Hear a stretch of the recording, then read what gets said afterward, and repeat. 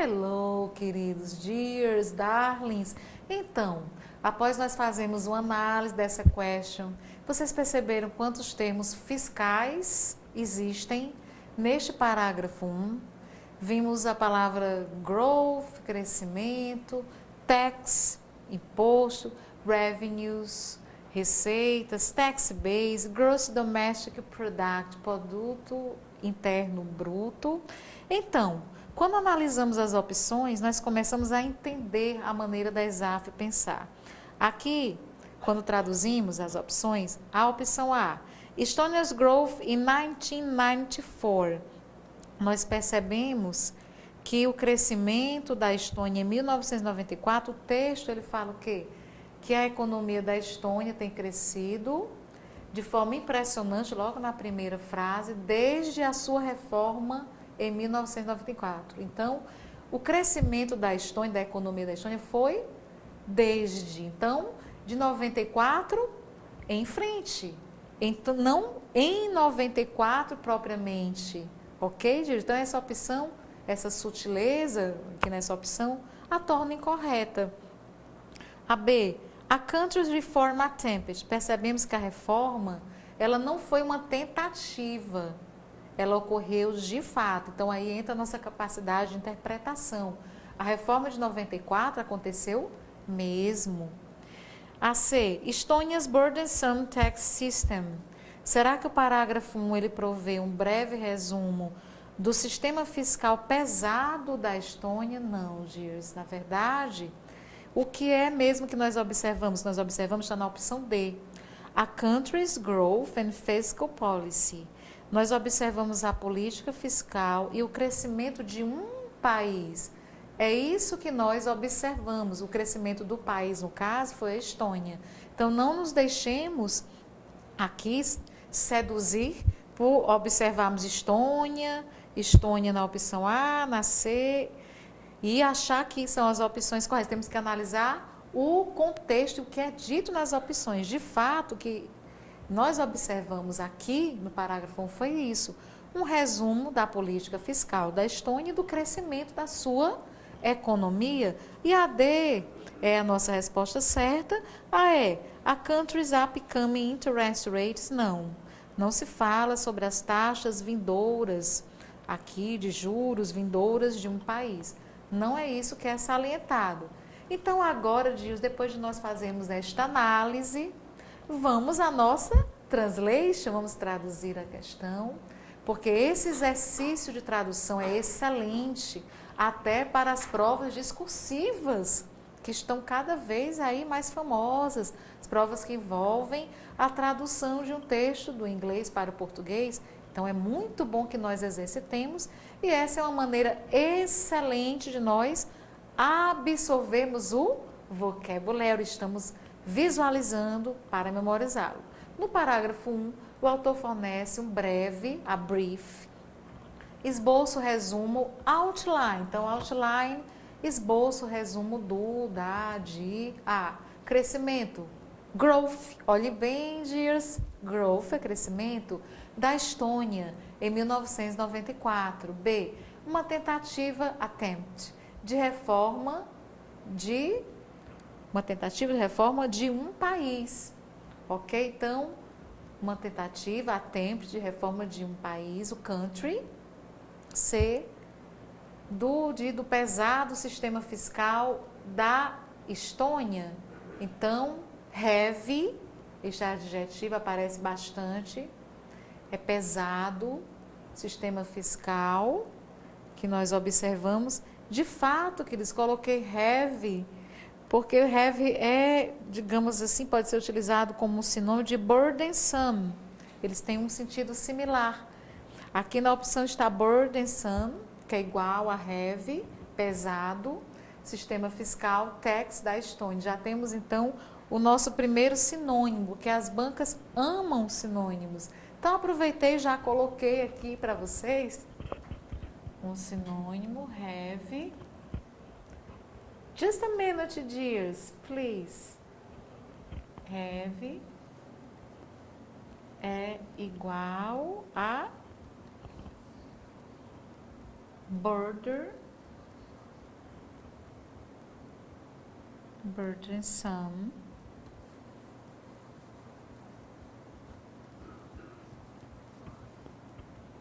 Ok, Girs? Assim, nós já vamos ampliando o vocabulary, porque ambas as palavras, uma e outra, aparecerão, ambas, nos nossos textos e questões. A D, um crescimento, growth, a repetição é muito saudável do país, e a política, policy fiscal, e as vindouras, as futuras upcoming taxas de juros, interest rates de um país. Então, aqui analisamos a nossa primeira question, vamos para a nossa próxima question, usando a nossa técnica especial de lermos primeiramente a questão. The author mentions a slump in Estonia's growth at the turn of the century, which characterizes. Dias, vejam que questão interessante. A slump aí na prova está salientada. A slump. The author mentions a slump in Estonia's growth at the turn of the century, which characterizes. Então, o autor menciona uma slump. Uma slump no crescimento da Estônia at the turn of the century, na virada do século, que caracteriza. Ora, percebam como o principal segredo das bancas é o vocabulary, porque ele não está fazendo análise econômica da Estônia, nada disso, ele só quer saber o significado da palavra slump. Quer saber se nós sabemos esse significado. Porque se nós soubermos o que é slump, talvez nem precisássemos ler o texto de Dias. Então, esse slump caracteriza o quê? A much less successful period. Um período muito menos, much less bem sucedido. Será que é isso que a slump retrata? O que é slump? C. B. A remarkable period of prosperity. Um período de prosperidade remarkable, notável. Então, já percebemos que as opções A e B, elas são um tanto opostas entre si. Um período muito menos bem sucedido e um período de prosperidade notável. Quando nós observamos duas opções que são opostas entre si, nós devemos acender uma luzinha no nosso cérebro, porque geralmente quando temos opções assim, uma delas é a verdadeira. Vamos observar muito isso se repetir nas provas da ESAF. C. A slightly better fiscal period. ESAF ama também advérbios. A slightly better. Um período fiscal levemente melhor. D. A landmark in Estonia's growth. Algo marcante no crescimento da Estônia. É the beginning of Estonia's growth, o começo do crescimento da Estônia. Então, Girs, se nós soubermos o que é slump, nem precisaríamos de fato ir. Mas nós vamos ao texto e esta prova, esta segunda questão já apresenta também um enunciado com assunto específico. Então, veja, temos 3 parágrafos, não é assim? Mas nós vamos escanear, fazer um scan, lembram das estratégias de leitura? Scanning, escanear, procurar rapidamente este detalhe. Se eu tiver que ler os 3 parágrafos, eu vou parar onde tiver um slump. Um slump em Estonia's growth, ou algo similar a isso. Lembrem-se que a ESAF ama sinônimos. Nós poderíamos no texto encontrar o sinônimo de slump, Dias. Ok? Mas o autor menciona mesmo a slump. Vamos lá? Ver a slump? Estonia's economy has grown impressively since its 1994 reform. Growth reached double digits in 1997 and has since settled at around 6% annually after a slump at the turn of the century. Então, nós temos que usar também nas provas da ESAF a nossa capacidade de adivinhação boa. A nossa intuição, queridos, a nossa intuição é fortíssima, a nossa capacidade de discernimento, de intuição, nós podemos usá-la plenamente. Aí nós começamos a traduzir e percebemos que a slump é uma coisa meio ruim no contexto econômico. Olhem, a economia da Estônia tem crescido de forma impressionante desde a sua reforma em 94.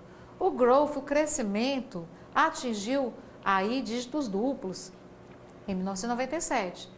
E since, desde então, tem aí se estabelecido em torno de 6% anualmente. After a slump. Então, cresceu a economia depois de uma slump. Na virada do século. O que é que vocês acham que é slump? Uma queda na economia, porque cresceu depois da slump, uma recessão, uma depressão econômica. É exatamente tudo isso, dias da slump. Uma queda e no crescimento econômico é uma slump, é igual a fall, é igual a decrease, que são termos também que vamos ver muito aí no contexto econômico. Então a slump nada mais retrata do que a much less successful period, a nossa opção A, que é um período muito menos bem sucedido na economia, no caso da Estônia, ok? É exatamente, vamos continuar, vamos ver, para alguns relembrar, para outros ver pela primeira vez, slump é igual a queda, recessão, uma queda violenta, um desabamento, um colapso, um declínio, uma crise. Nós podemos traduzir slump por tudo isso, dias, uma recessão. Slump, uma queda geral de preços. Slump também, usado como verbo, ali vimos o substantivo, como verbo, desmoronar, cair, baixar, tombar. Então, sempre eu vou chamar a atenção para o vocabulary, porque é isso que as bancas pedem, que a Exaf está pedindo aqui nesse momento. Slump, por sua vez, vamos aumentar o nosso leque de sinônimos, igual a fall, igual a decrease, igual a recession. Traduzindo, recessão, queda, declínio, depressão, colapso. Estas palavras são sinônimos entre si. Slump, fall, decrease, recession. Se fosse recession, estaria uma beleza, um cognato verdadeiro, uma palavra parecida com o português. Mas, obviamente, nós sabemos dessa característica maravilhosa que há no inglês, que são muitas palavras parecidas com o português. Nossos cognatos verdadeiros sempre estão presentes nos textos, nas questões, mas, obviamente, a Exaf e outras bancas vão destacar o vocabulário menos parecido. E nós vamos nos familiarizando com ele. Continuemos, Dias. Um exemplo para... Please, come back.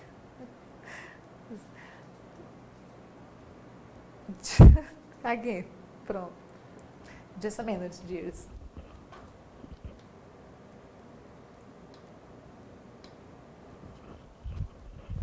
So, Dias, vamos ver o exemplo.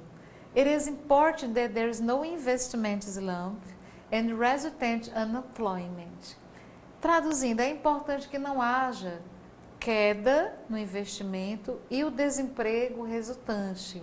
Só para que nós observemos slump em mais uma frase, ok? Esses exemplos são tirados do dicionário Lingui, que é gratuito, e vocês podem usufruir, é um dicionário redacional.